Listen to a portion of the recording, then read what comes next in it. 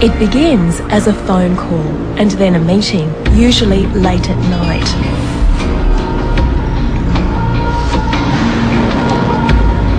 A corporation has a problem and they need Dr. John Clark's help. They need a psychopath buster.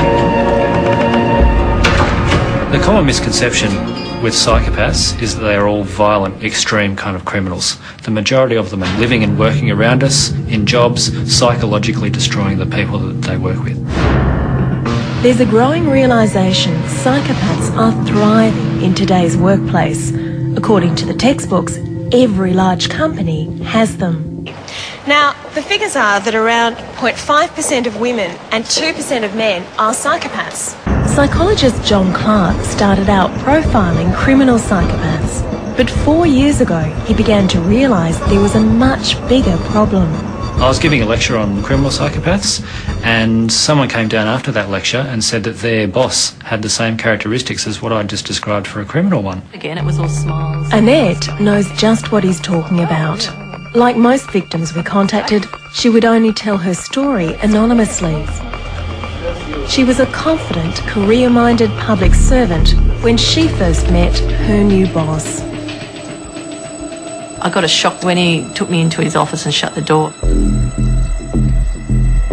He just exploded. It was sort of like, well, what do we want you for? And then when he went to open the door to let me out again, it was all smiles. There are 20 characteristics to define a psychopath. Really, the fundamental characteristic or factor is an absolute lack of remorse or guilt for their behaviour, pathological lying, manipulative, callous, egotistical, very kind of self-centred individual, glib and superficial charm. They're so good at saying the things you want to hear to your face at the same time as they're knifing you in the back.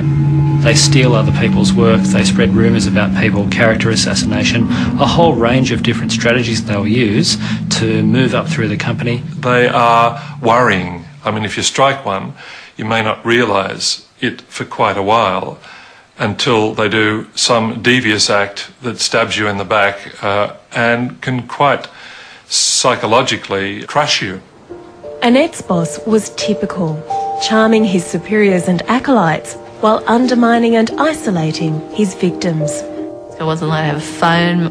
When I was working, you know, my phone calls were monitored, and it was just this constant wearing down of harassment and you know, it was just awful.